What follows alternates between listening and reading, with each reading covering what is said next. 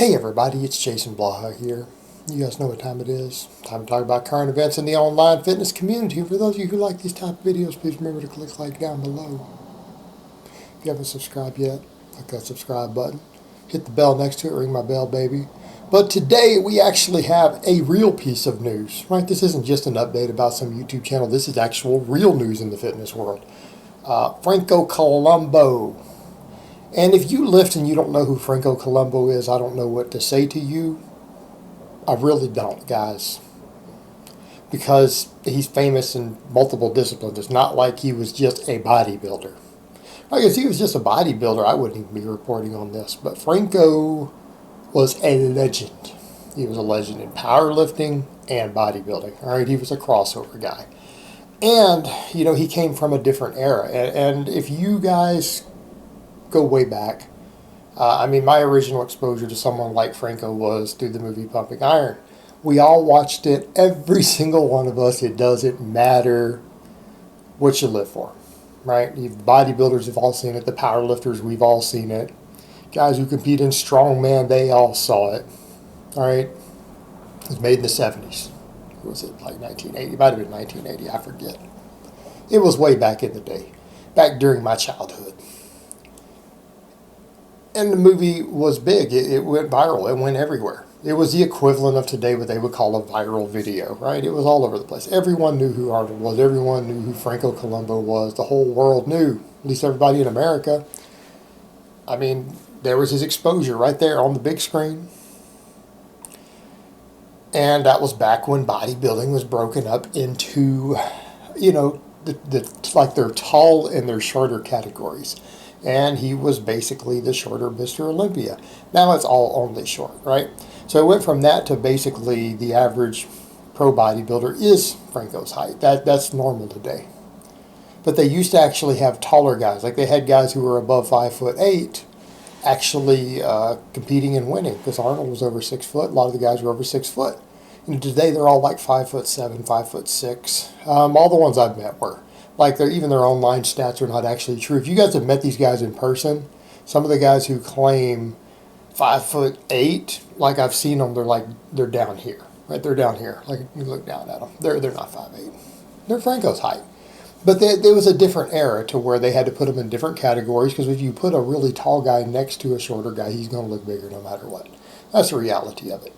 So they ran them in two categories, and then I think during that year Arnold won. And that was controversial, by the way. Don't get me started on that. That was controversial that he won the taller Mr. Olympia and Franco won the shorter one. Well, the thing with Franco was that he was a beast. It wasn't like he was just a bodybuilder. The guy was a really ridiculously strong powerlifter. And people want to use terms like they throw around relative strength or pound for pound strength, which, by the way, is not used in powerlifting. We don't use pound for pound. Please don't use pound for pound strength. That only tells me that you're really, really, really short if you use that. That's all that means. Like it means you're 5'3" if you care about pound for pound strength. But Franco was pound for pound strong. The guy was strong not just for his weight, but just strong in general.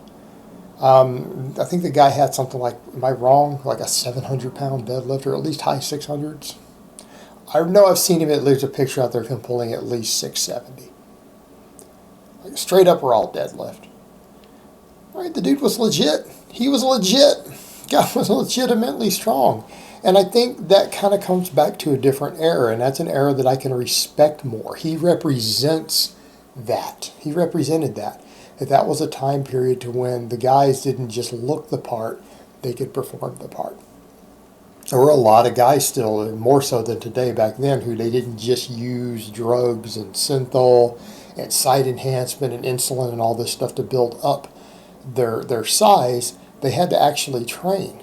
They had to actually train hard.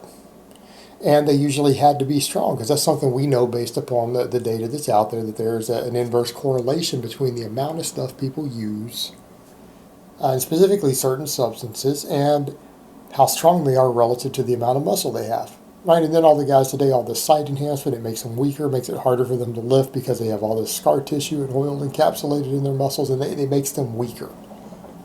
Franco was strong. He trained hard, he trained heavy. Trained hard, trained heavy, totally different era. And you know, the thing that was interesting to me was most fascinating. When I saw that he died, I was already shocked. I'm like, oh man, I hope it wasn't like a health issue, right? Man, I hope it's not going to be one of those where they go back and say, oh, that he died in his 70s due to whatever substances he took. It was a boating accident. So he was probably still in pretty good health. Like he was still alive and healthy. And I think that highlights another point that people get too caught up in this, that using certain things in moderate amounts is automatically going to hurt you. And I think people get confused because you see what people do in the modern world, the amount of stuff that they put into their body versus what those guys did, and then the specific things they use versus what they do today. I'm not going to get into any specifics, but hopefully you guys know the difference. It's a night and day difference, or not even comparable. And I mean, that's a perfect example of a guy that lived a healthy, fit, active lifestyle. He weight trained, right? And we know that heavy lifting increases longevity. Like a lot of people have these ideas out there that, oh, if you lift heavy or you power lift or anything, that it's going to shorten your life and set you up for injuries. And it's not necessarily the case. It actually improves longevity. We know that leg strength improves cognition and reduces Alzheimer's and dementia rates in older age, right? It offsets risks of diabetes, osteoporosis, cancers, heart disease. Strength training is tremendously valuable for your longevity. And so you have him, and what's he doing? He's not sitting around in a nursing home. I mean, how many people at 78 are already in a nursing home? They're in an assisted living facility. He wasn't. He was out there sailing. He's out on a boat. Out in a boat off the coast of Italy, probably fishing, probably enjoying his life. And so that's the thing, you know, a lot of people would look at something like this and be like, oh, this is horrible, tragic, terrible news. Well, it's tragic that anyone passes in an accident. It's tragic, but here's what I would say. Look at it from a different perspective.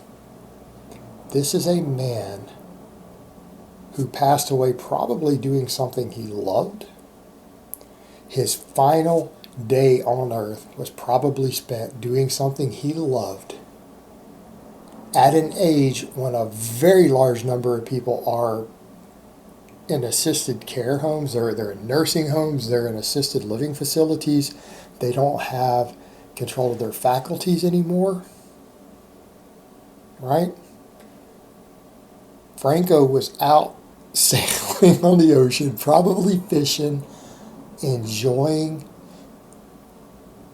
his golden years, like you said, or so I guess we would call it your silver years. He was enjoying it. He was still out there, alive, healthy, active, getting sun out on a boat, living his life up into his late 70s. And he was still in good health when he passed. A lifetime of good health. Lifetime of good health. Was a legend, was a beloved, was famous. That should be celebrated. I mean, we should all be so lucky. We should all be so lucky to live a life like that, to where we become famous doing things we love. Then he went on to be a chiropractor after all of that too. So he had something else that was a practice that he probably made a great living doing. Something else he's probably passionate about in addition to the other stuff. Still healthy at age 78. Dies doing something he loves at an old age while still having his health. Out there, upright, taking on air on his own 2 feet to the very end. That's not a tragedy. I would look at that situation and say, that's not a tragedy. That was a life well lived. Right up to the very end. So anyone who's going to say, oh man, that's terrible, that's awful, that's so tragic, it really isn't. And I'm not saying it's a good thing. I mean, because we're all going to pass, guys. We are all going to pass one day. But he was living it up, living life to its fullest, and still had his health at 78. I mean, in a way, I think that's something we should all wish for. To make it to 78 years old and still have our health and spend our last day on earth still feeling good, still being healthy, doing something we love. Now, that's not a tragedy. I say that's a beautiful thing. That's the way I want to go out, right? I think we can all, most of us would say that. To go out of this world at age 78 while still healthy, doing something you love as your own person out there doing your thing. Now, that's beautiful. That's a beautiful way to go. Again, we should all be so lucky. But what I will say, though, is, Franco, you were loved and admired by a lot of people. You are a strong dude, and I hope you're living it up in that weight room in the sky right now. Or that fishing boat. Maybe he cared more about fishing near the end. Maybe that's what he loved more. Who knows? All right, guys, well, that's really all I have to say on that today.